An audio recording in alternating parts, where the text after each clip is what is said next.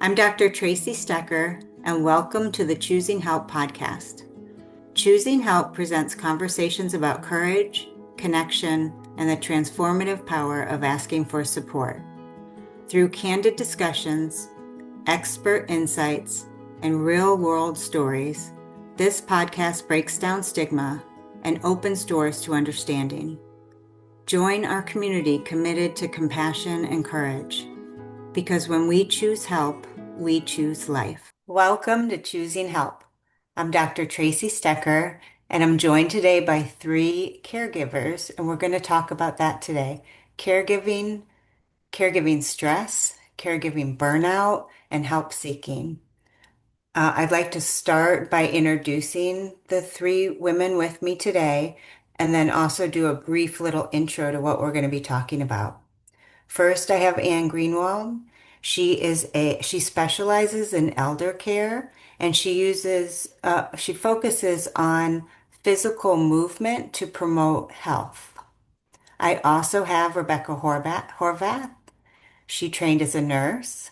She has worked with several caregivers as well as several caregiver agencies and really has done a lot of work promoting aging with dignity. And I also have Kelly Winter with us today. She is a caregiver extraordinaire. I think I couldn't even count the number of teenagers who call her their second mama.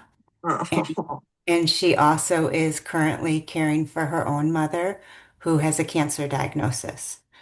So what we're going to talk about today is caregiving, and the caregiving stress that can come along with it, and, and then how to help the helper. Caregiving is one of those scenarios that can become complicated quickly. Um, it can be complicated by the condition of the care recipient. If that situation is severe or extreme, that can add additional stress. There can be conflicting demands. There might be too many people to care for. There might be too much to do, even if you're just caring for one individual. There can be a confusion about what success is when you're caring for somebody. What does success look like? What does that mean? And then, from my experience and from what I have heard from every caregiver I've ever talked to, there's an immense amount of guilt, which is ironic given that um, the helper, the caregiver, is doing everything they can to make sure their person is okay and cared for, and yet there is still this experience of intense guilt. So that's what we're going to talk about today. Caregiving stress, and helping the helper. And I'd like to open it up to the panel to talk about just that, and then also really a focus on how we can help the helper. Anybody want to jump in? I'm interested in finding out how to help the helper because honestly, I can't think of ways that someone could help. I mean, we do have a home care nurse coming in now once a week, but I would love to. I'd be interested to know the You're different. in, you're in a situation right now where you're feeling overwhelmed for sure. Yes. Mhm. Okay. In fact, I just had to take her to, I mean, it's doctor's appointments a lot. She's got a lot going on. So we just got back from the oncologist like 10 minutes ago from West Ashley. So that's why I'm all rushed. Okay. But yeah, it's a lot. I didn't realize it would be this hard. Yeah. And I saw you raise your hand. Well, that's a great, and Kelly, I definitely, have a, a lot of compassion for what you're doing because it is hard. Getting old is hard, aging is hard, everything, and then when you Mm. throw in every, diagnosis, etc. And that's, I believe, where like caregiving consulting. So I've had a lot of help around that and getting like coaching, if you will, Mm. because every worry needs a plan. And our Mm. brains want a plan. They want to be able to name it, what stage you're in, what's going on, because otherwise you are thrown into the weeds and it is Yeah. overwhelming. Yeah. There's 19 different systems you got to be juggling at one time for, your caree, let alone yourself, let alone your family, let alone everything else. And so, getting your oxygen mask on first is the Mhm. most important part of all of this. And um, getting help and what that help looks like. It's not, personal help with your mother or whatever that is, but it's coaching help. It's uh, learning what your coping mechanisms are. And, do you need to find your own quiet space for 10 minutes and do a little, whatever, mindful meditation, which is great, or, shake it out, move it around. Like, how can you cope with all of the worries, and can you delegate Mhm. stuff to different people, and to have somebody to talk to about that? Yeah. Game changer. For me it was. And we've done that with my father, who is late stage Alzheimer's, and my 93-year-old mother is still his primary caregiver. Ooh. And so my siblings and I, with my mother, have a dementia coach. And every week we talk to her about whatever our little worry is, taking the car away, personal care, wandering, whatever the stuff is going on. Mhm. And it just gets us on the same page, gets my mother to take a breath, and where respite care can come in. And, it just is a support group. And so how you feel supported is going to be the most important thing to make it a good experience, if you will, whatever success, like you were saying, Tracy, might look like. Yeah. Okay. I didn't think about that. I didn't think about having someone to talk to. Right. And people don't even know these resources are available. And when I was in the weeds with my mother-in-law, and we're like, she had every medical issue going, whatever. I needed help. Like, how do you do this? And so, yeah, we had good resources from the family, but I sought out those sources, and it was a game changer. Like I said, it just made the situation better for her, better for us. Yeah. Mm.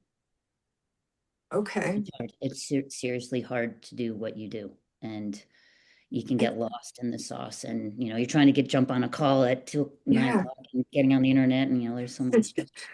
I didn't think it would be. I did not think it would be hard because she already lived with me. So it's not like I have to drive to her house to care for her. It's, she's just upstairs, but oof, I Yeah, and you did got that emotional, component of being your mother. and complicated. It could be complicated depending on the relationship. And, she's in a lot of pain and she knows everything's going wrong. I mean, we say getting old's not for sissies. That's our little thing. It's not for Yeah, no, sissies it's because not. it's a bunch of stuff happening and it needs a lot of care. She needs to be brought her meals and, not just her, then I have to take care of her pets too and do her laundry and whew, yeah. I And just, stress physiology is a real thing, like getting your nervous system jacked up, and whatever physical components are going to be a part of that. So, how do you calm your nervous system down, calm her nervous system down, and, fighting all mm, those immune battles. yeah. Oof. Especially when everything's going around right now. Right, right. Can I just reiterate, Anne, you said so many great things, and Becky, please jump in here Really. too, because I know you also have some ideas on this. I heard put your oxygen mask on first. Yes, Help I like make that. sure you're breathing, you're centered as much as possible in order to help your person have a plan.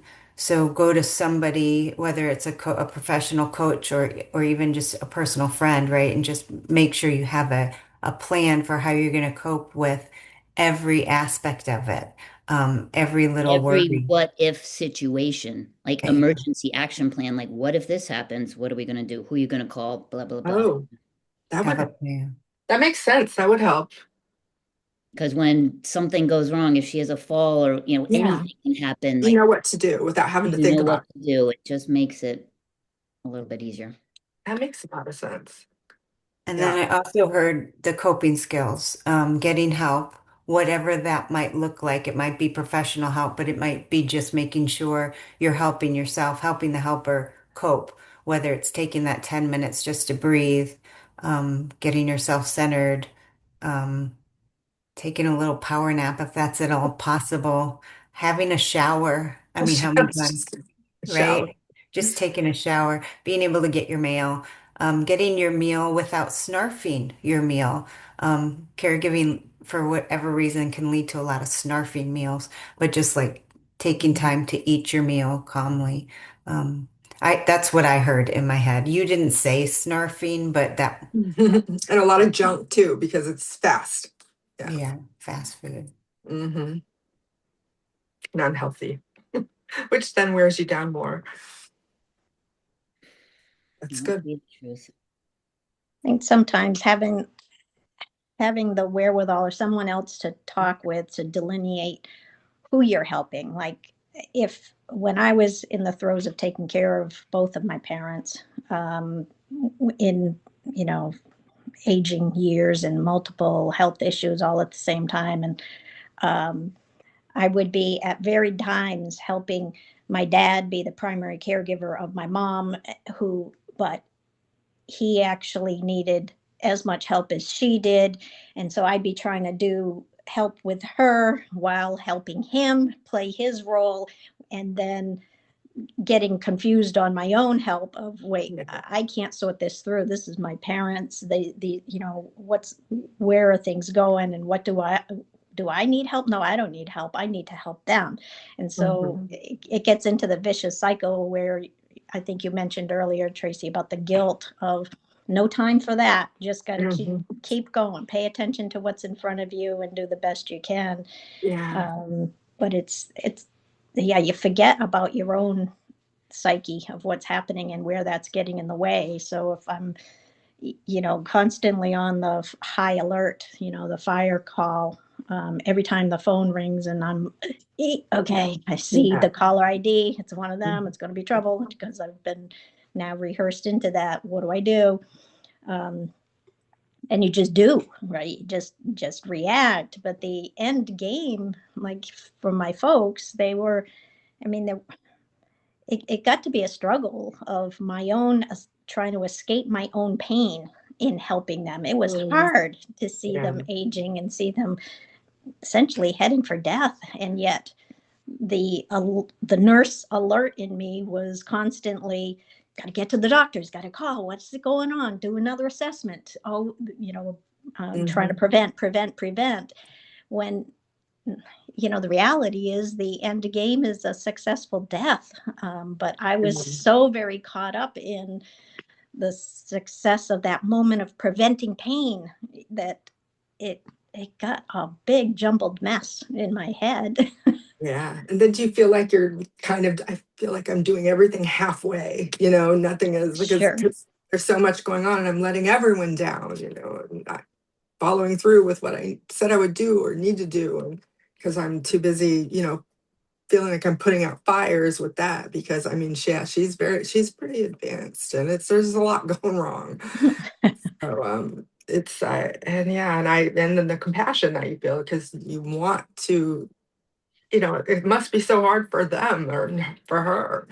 It's just a lot. So then, but I feel like I'm letting other people in my life down. So Sure. It's amazing where resentment kind of creeps in and it jades the reality of love, of what Becky was just alluding to, a successful death experience. And one of the death doula courses that I took talks about finding peace and peace of mind, body, spirit, and getting their finances in order. Like, what means peace to your mother? It's lack of pain, but is it restoring relationships or having closure, or yes, she's fighting every battle on every front physically, trying to get past this cancer. And that's really hard. So yeah, it's a funky balance that you're all kind of walking a tightrope around. yeah. And, truly, bottom line is peace and love, and that's what we hope for everybody. Yeah, just trying to make a graceful transition for her, because it can't be easy. It can't be. And you want to make it a good experience for everyone. And what does that mean, a good experience? Yeah. But for you, for your family, for her, like, you don't want to have resentment and guilt and be dealing with that end of grief. I mean, grief is happening for you right now. You're seeing it in front of your eyes as she dies. And that's a grief, hard feeling to get through. Yeah. And it's also, she's terrified, like. And she's terrified. There's fear. Terrified. God, you have that energy of fear in your Mhm. world, which is hard. And it's all affecting everything. But I like some tips that I've picked up already. I didn't think about having someone to talk to. The That's great. palliative care people, Hmm. I know it's a scary word, but they are so good. Do you mean hospice? Nope, I do not Oh, mean hospice. interesting. So this The is new. This is new for me. palliative care is for anybody with a chronic disease like Okay. cancer. It can be a 35-year-old person, whatever, anybody. Interesting. And it's the people to talk to. They are giving those support systems that you need right now, that your mother needs. That another game changer for us is when we finally went to palliative care and were able to talk things out and kind of be guided down a Yeah. little growth road and maybe what's going to be the future looking like, because there's so much uncertainty. Like, your mother's afraid. She doesn't know what it looks like or what it's going to feel like and what Right. it's going to feel like. That's a scary thing for sure. Right. Yeah. Yeah. So it's trying to, like, I don't know, because how do I know? I don't know anything about it either. How do I put her at ease? I mean, So knowledge is power, understanding is love. So, ask questions, talk to people. It really is really helpful just for your own yeah. peace of mind, if nothing else, because you are doing everything for her. You are doing, it's amazing. So, and wanting to do it right. Yeah. Or at least with grace. It's with grace, right? Mhm.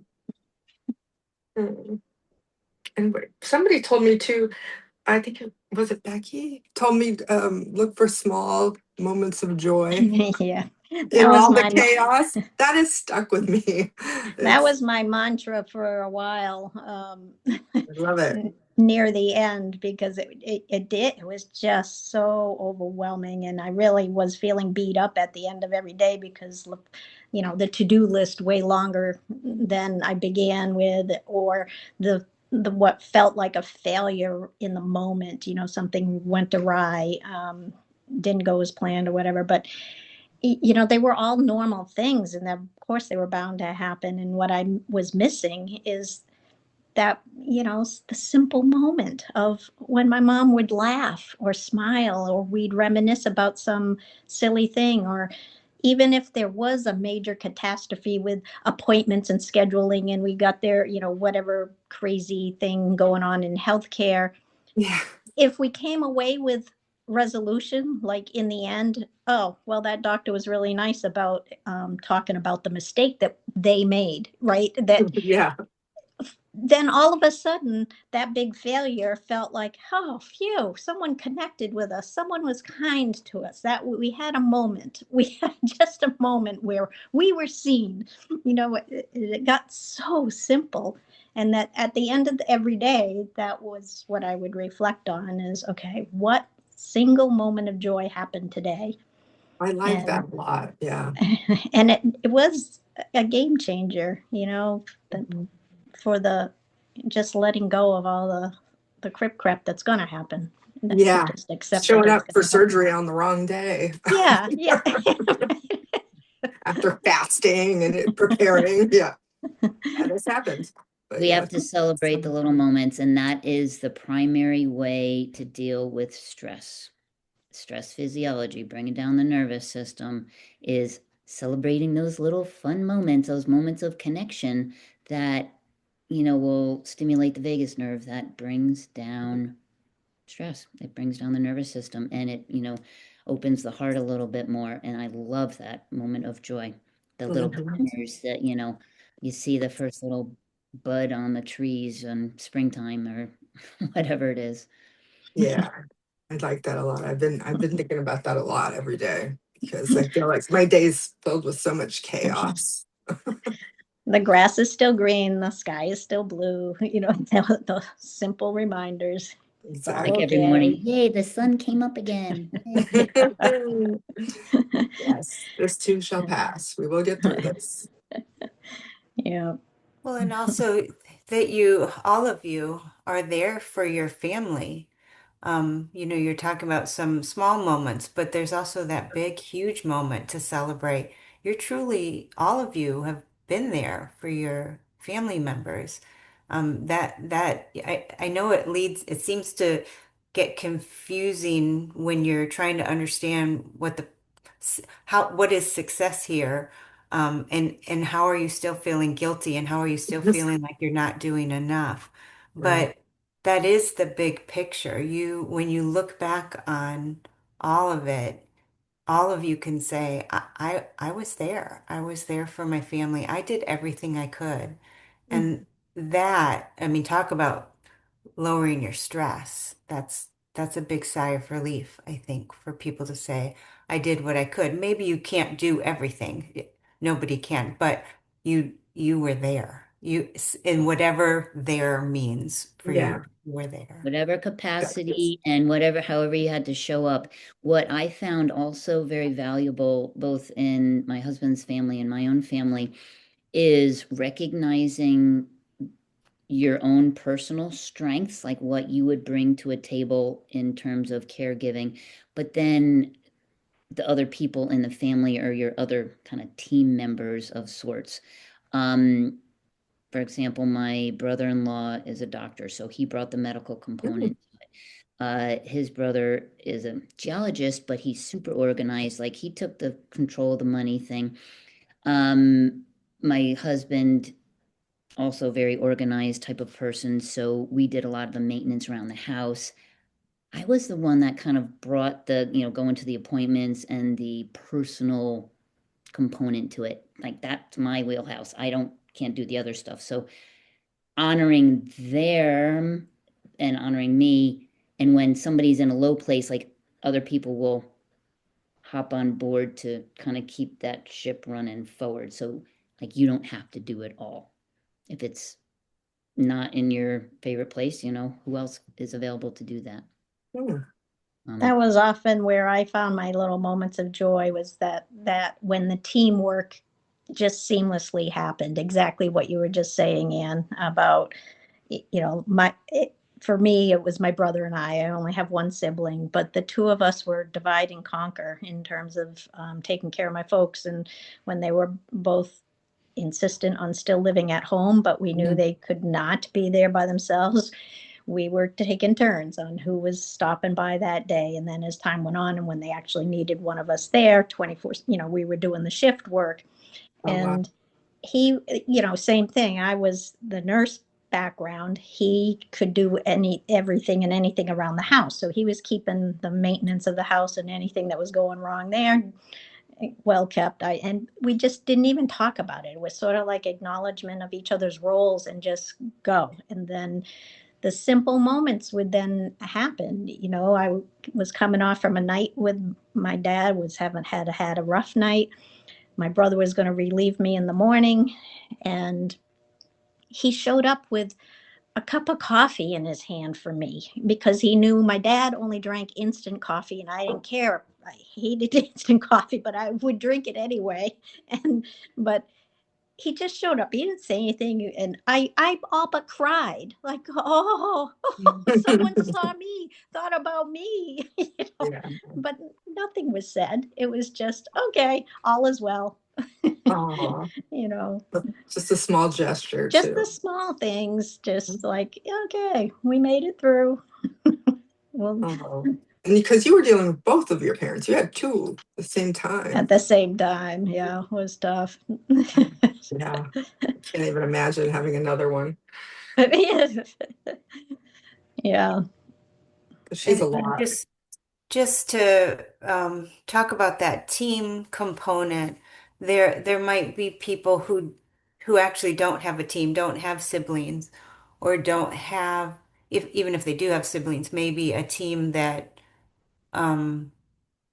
isn't or won't help depending on the circumstances. And so there might be somebody listening who feels like they are doing it alone. Knowing Kelly a little bit, my guess is she's doing quite a bit of this on her Yeah. own. And so the team component is a little bit more complicated for her.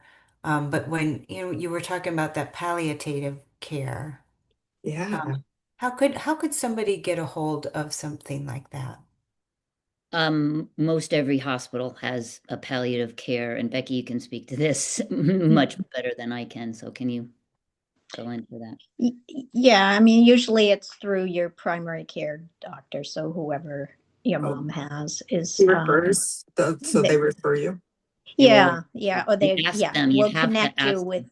who, yeah, you just ask for it, of Okay. saying, is there something, and their focus is on comfort, daily comfort, and it's become a real specialty in and of itself that's a little different than medicine. And some of the palliative care groups are embedded in a hospital, so it still feels like it's totally medical, but a lot of them are also home care based, like your local regional visiting nurse association might have a palliative care specialist and would come and do home visits. So each system is a little bit different, but I would just start with asking primary care doctor who in your area is doing palliative care and could you set up a consult? Yeah. And palliative care, like Becky was saying, it's still its focus is on comfort and helping the family. You're still getting treatment, like the medical doctors are still trying to cure or whatever, help keep them alive. But they help kind of ease into that comfort zone a little bit easier with the support networks, etc. Hospice is more of that decision at the end when you don't want to receive medical treatment to cure, to get better. Like when you make that decision, maybe we're just going to be on a pain management system that will ease the end of life. Mhm. Okay. And 'Cause I for thought, both palliative care and for hospice, people go onto it way too late. Like take advantage of yeah, Yeah. what's available now. It I really did read that. I did read that it could help, like even hospice could help actually make you live a little longer and more with a better quality because they're helping make you more comfortable. And right. but everyone's so terrified. That's why it comes so late. Because I mean, I have brought it up to my mom a couple times. Because my brother just came to visit because he lives in Iowa to see her. 'Cause he hadn't seen her in years, and wanted to make sure he got that visit in. And I was worried for a bit that he wasn't going to make it in time. I mean, she's gotten a little better, but he was just here last week to see her, and I thought, oh, he's not going to make it. He's not going to make it. But I bring it up to her, and it's instantly she's, well, you're giving up. Oh, you're done with me. It's like no, no, but it could help. Make you more comfortable. And it just they help with the hard conversations that sounds like it's very hard to have with your mother right now. And it Yeah, just helps facilitate those really hard conversations. And the fact that you are showing up for it and now your brother is sort of showing up for it. yeah. Well, he's far away. He's far away, but he can participate via Zoom with the palliative care Sure. team Oh, and yeah. they really help facilitate the hard conversations with your mother.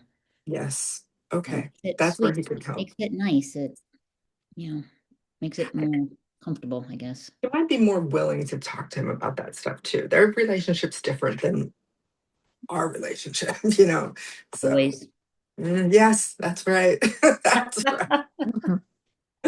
That's her boy. So he might have better luck. Right. Yeah.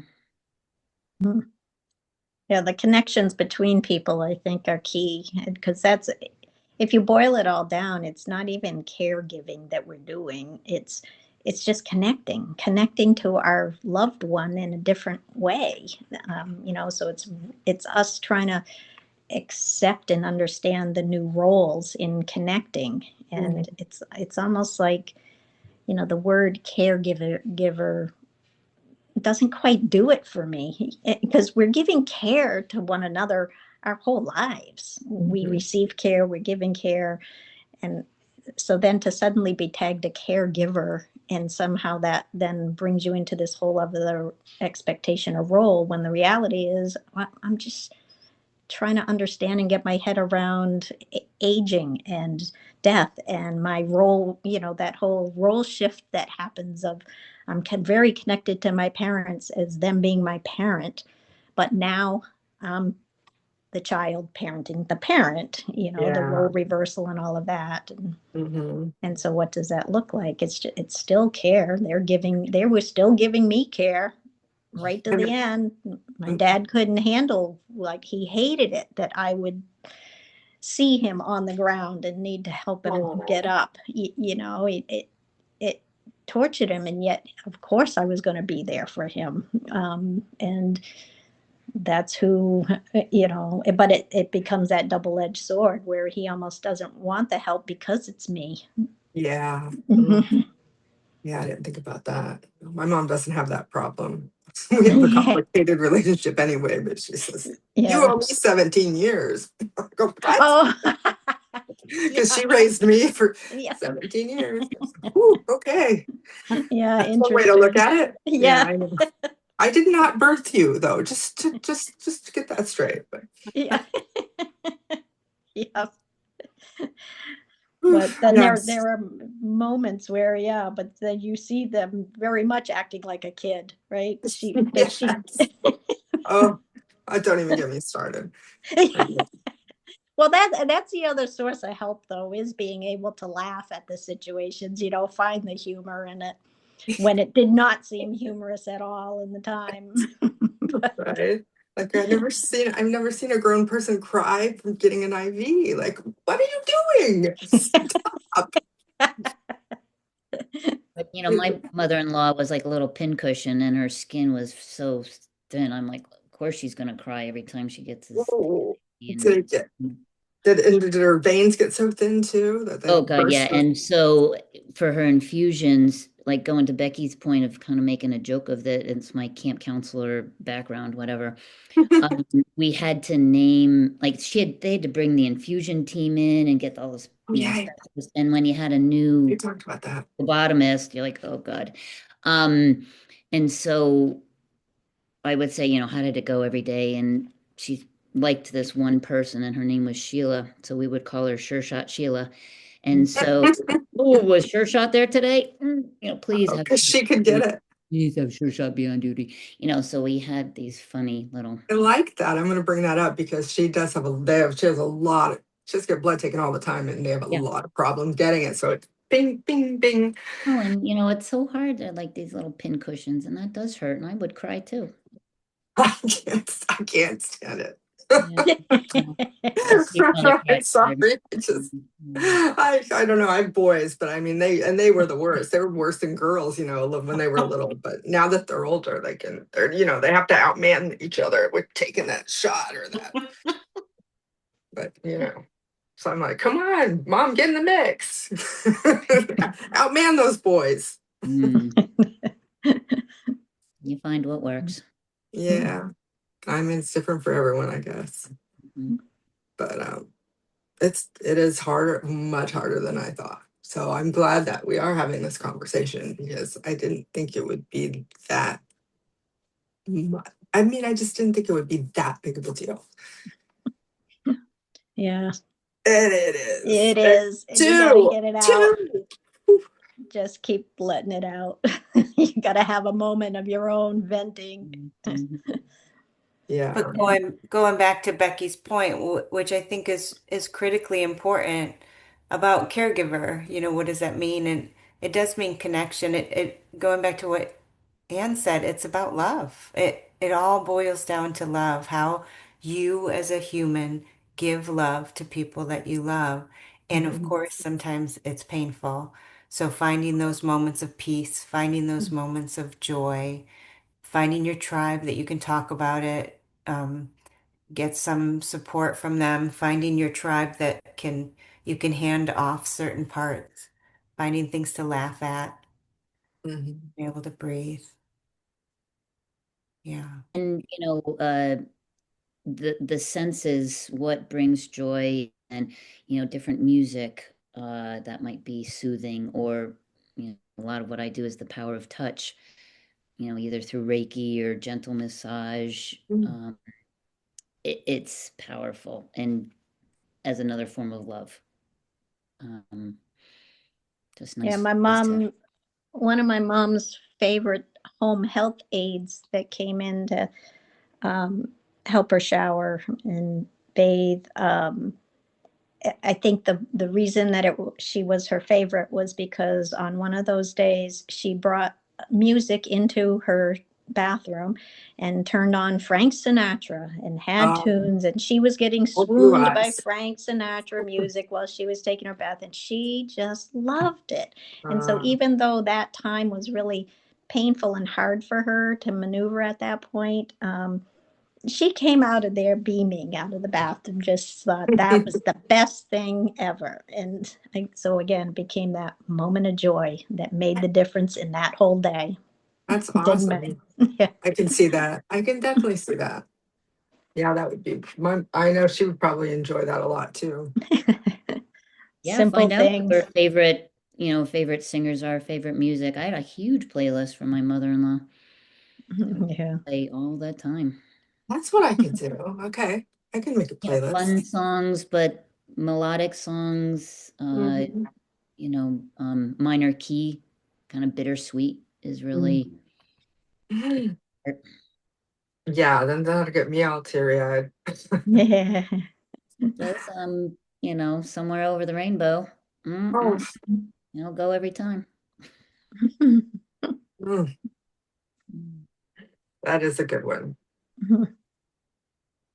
And No. to that point too, then I'm just going to add one more, cry. Cry, get it out. Holding it in Is is not very beneficial in the long run. I know, especially people who really value being able to maintain control over their own emotions. Um, they value trying to not cry and holding it in, but the body does not like that. Go ahead and let it out. You can do it privately. You don't have to, do it in public or in vulnerable positions if you don't want to, but please cry, let that out. and it shows you're human and that you love. And because my emotions come out of my eyes, like joyful, sorrow, it's all out of my eyes. And that was said to me at one point, I'm like, oh, I'm so sorry, I'm crying. And one woman said, shows you're human. So, Yeah. And I and that mean, you care, like your emotions are that deep that you care, and that's a beautiful thing. and you have to be compassionate to be a caregiver or to help somebody through this. I mean, you have to have a lot of compassion. Mm-hmm. And it's hard to find that compassion sometimes when you're so burned out and like done with the Yeah, stress. So, yeah, and I do feel it, but yeah, when it is you're just exhausted, it is sometimes hard. Because I mean, like her dog had an accident on her bedding that I just washed every little single thing, and then one day later, so I had to like take it all down and wash it again. I was so tired. It was so late. I was like, oh, we need to get a spare set. That's what we need. Like a spare set would everybody help. needs a plan. Get another Yeah, set. I like this plan thing. All right, let's It's like a new reiterate. concept. We will reiterate it one more time. The plan for helping the helpers, um, especially when there is helper stress. Um, Put your oxygen mask on first. I took notes, so please add to Okay. it, anybody if I miss anything. Put your oxygen mask on first. Go ahead and get yourself centered so that you can be helpful.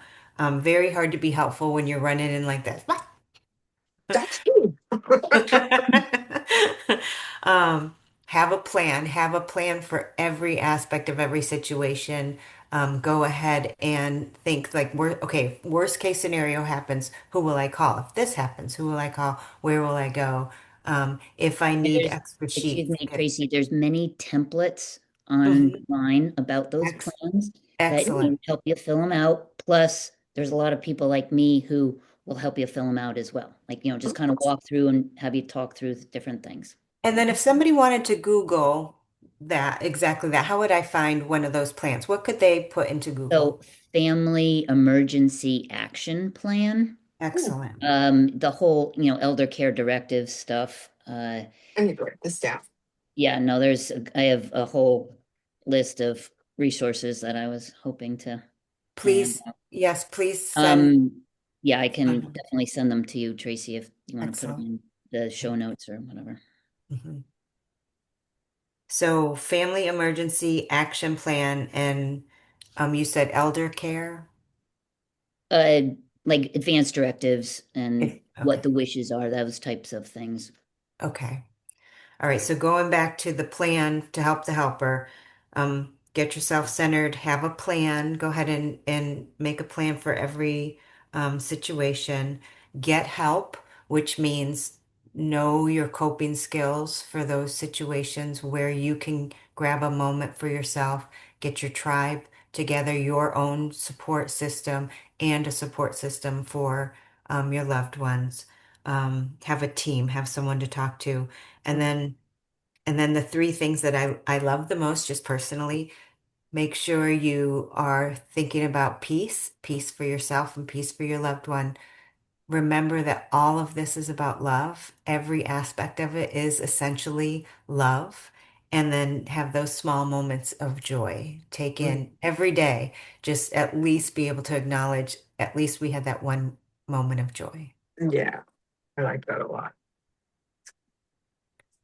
Well, I might end this session here. We should come back and do this again because I feel like there was a lot that we talked about and a lot more to maybe say, even on this helping the helper.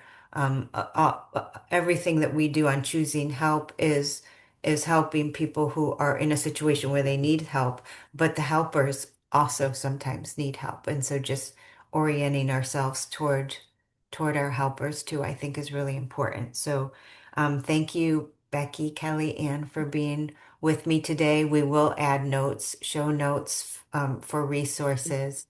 And if anybody wants to access the notes, you can also visit us at choosinghealth.com. Any final words, I Diane? want to thank all of you for all of your help, for having this conversation and for all your tips and pointers. Thank you. Thank you. You're not Yeah, alone. I'm in yeah, the throes of Tracy. it right now. Yeah, you're And not I think alone. this whole concept of helping the helper, it's just such a ripple effect. So I love Tracy's work. I was gonna echo that as well. Yeah. Thank Thank you, you. Tracy, for doing Thanks, this. Tracy. Thank you. Thanks for being here. Bye. Okay. Bye-bye.